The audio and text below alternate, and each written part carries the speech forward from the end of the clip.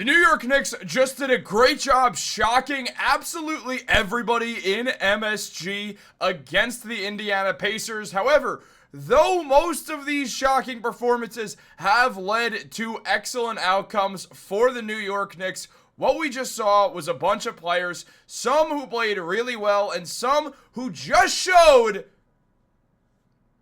one of the worst, I'm trying to process what Knicks fans just watched, and this is what I've learned. The New York Knicks used some voodoo magic to get past the Boston Celtics. It was actually just called switching on everything. However, that ran out against the Indiana Pacers, and by that, I mean they stopped switching on everything. On top of that, the Knicks played a good game playing the Pacers style of basketball, something they should not be doing. So what happens? They go up 9 with 52 seconds left. So, the Knicks won, right? They're up 1-0. No, because the Knicks just did what Knicks fans know them for. I don't understand, frankly, what Knicks fans and myself and all us Knicks fans watched. I don't know why I'm saying Knicks fans like I'm not one of them. I live a few blocks from MSG. After every single game that I see the Knicks win, outside my apartment is loud for an hour and there's horns honking. It is dead silent like I live in, God forbid, the suburbs. It is horrific. It's death outside. It's nothing. It's darkness. It's sad. Take space, cover it with a black marker, with a black Sharpie, and then pour black paint on it and darken it. That is outside MSG right now. In the most depressing loss that I have ever seen in my entire life as a Knicks fan, the Knicks just blew things in an ungodly way. Now look, there were issues here. This was not a perfectly played Knicks game. Hell, I'm gonna be honest. This was a poorly played Knicks game from minute 1 to minute 53. Because, yeah, there was overtime, and they were lucky there was that Tyrese Halliburton's foot was on the line after he did the choking symbol, but instead of keeping his mouth shut, he opened it wide like he was scared of being choked. He was like, but whatever. Clearly, I'm upset. Why wouldn't I be? I just watched the New York Knicks go up by 9, then pull out a shotgun and shoot their legs off for no reason. There's issues with this. We have an update on a New York Knick that nobody's going to want to hear, that we're going to drop in the morning. It's not the world's greatest sign, I'll say that. But also, none of this is why they lost. The refs, they're not why the Knicks lost. Did they ref a good game? Absolutely not. Was there a 3-point swing? Did the Knicks lose by 3 points? Yes.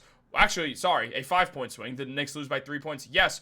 Why? Well, it's simple. When you go up and take a layup, if the ball hits the backboard and then it gets blocked, it's a goaltend. We've seen Mitchell Robinson do that, I don't know, 50 million times.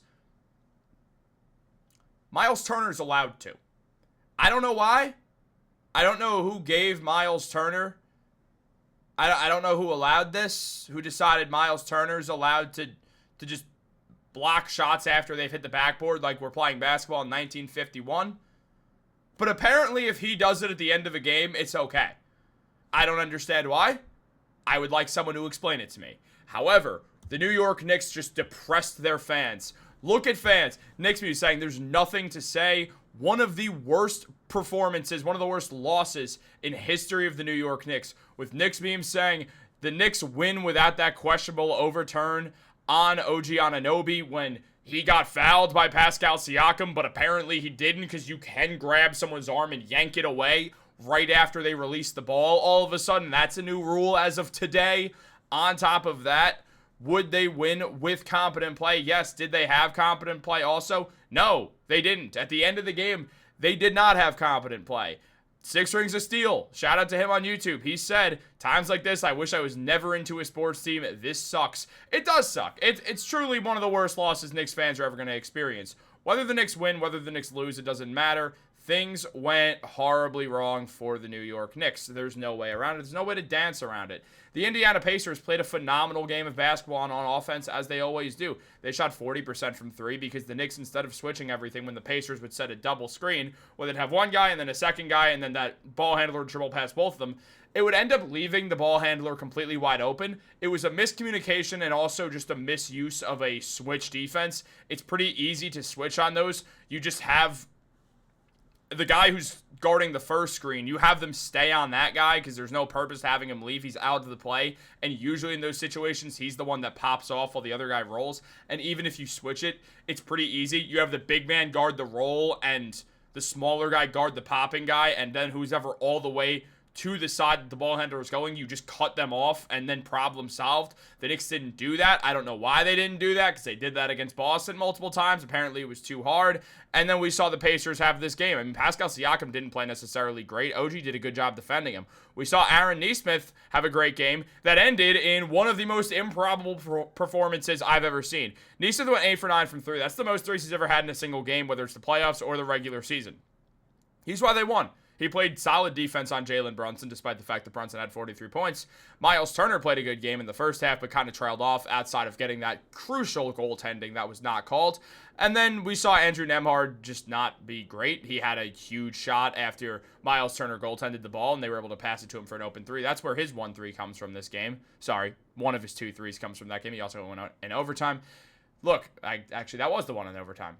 Did he hit a second one? I don't know when he hit his other 3. Frankly, who cares? It doesn't matter right now. What matters is that Tyrese Haliburton had a good game. The Knicks tried to make him a scorer, and theoretically it was working. They have to keep trying to force Haliburton to score the ball, because when he gets into shot creation moments, when he isolates, it's going to tire him out faster, and he doesn't have the world's greatest gas tank. On top of that, it just works. Yeah, he hit that shot at the end of the game. Great for Tyrese Haliburton. That was a Knicks defensive lapse. We saw 500 of those tonight.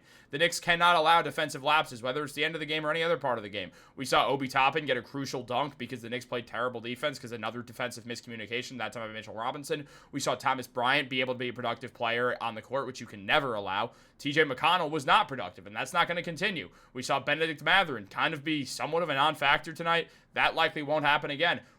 Ben Shepherd played good defense. He's got that going for him. The New York Knicks, Mikal was all right on offense. He wasn't special. OG, ditto. He missed a lot of shots. One of them, he smoked a layup for no reason. You know, if he hit that, it would have changed the score, and the Knicks would have been up 11 with 50 friggin' seconds left, and then it wouldn't have mattered if Tyrese Haliburton just took a 3, because the Knicks would have still been up 1. Remember that? I do. Josh Hart played terribly defensively. His defense was not good. It's rare. It happens. Whatever. Jalen Brunson looked good scoring the ball. There was times when he was kind of doing too much, and it did not always have a positive impact. But however, he's Jalen Brunson. Actually had a minus plus minus this game. The Knicks passed around when Brunson was off the floor again.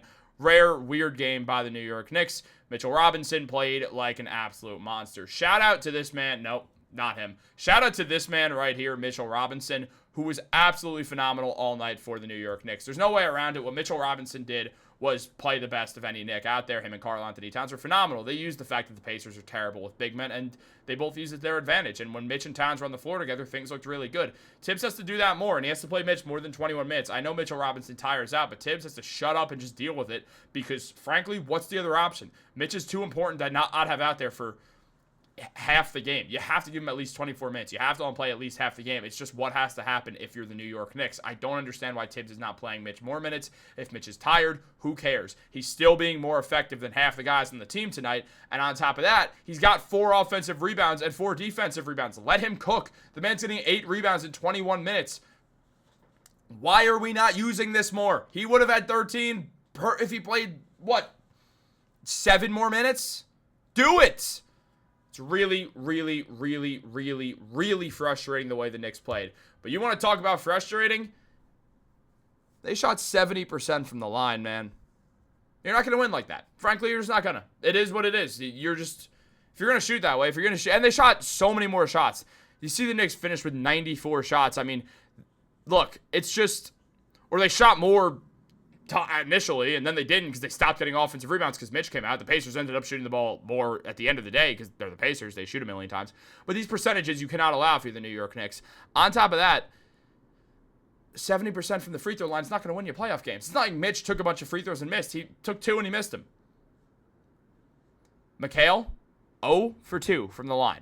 That's Mikal Bridges. OG Anunoby, 2 for 4, including a key miss that led to Tyrese Haliburton tying the game. If his foot was on the line and OG made that free throw and made that layup, none of this would be an issue right now. The Knicks would be up 1-0. Karl-Anthony Towns missed a clutch free throw. Jalen Brunson missed 2 free throws. Josh Hart missed 1. Why are y'all missing so many free throws? What is happening with this team that they constantly miss free throws year after year after year after year after year in the playoffs? Does he ever tell them to practice it? I don't know. I don't know. What I do know is that the Knicks have the 6th worst free throw percentage before this game, and it'll likely go down even more because they went 70% and they averaged 75% from the line. So good job, Knicks, if you shot 75% from the line tonight, and also if OG Anunoby didn't smoke a layup, smoke a free throw, and just overall not play the best game or get a foul called that he should have gotten called when Pascal Siakam fouled him, the Knicks would have won. However, none of these things happened, and what did happen was the New York Knicks lost the game, even though they had a 99.7% to win when they were up 9 with 52.5 seconds to go. But whatever. Whatever, man. Whatever. What are you going to do? Oh, well. They'll be back. The Brunson burner will be back. We'll see it again. Someone cooked here.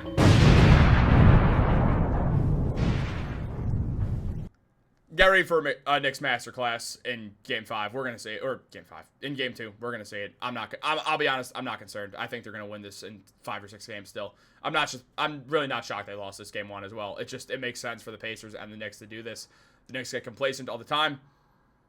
They need to be punched in the face to wake up. It just is what it is. Some teams don't like throwing the first punch.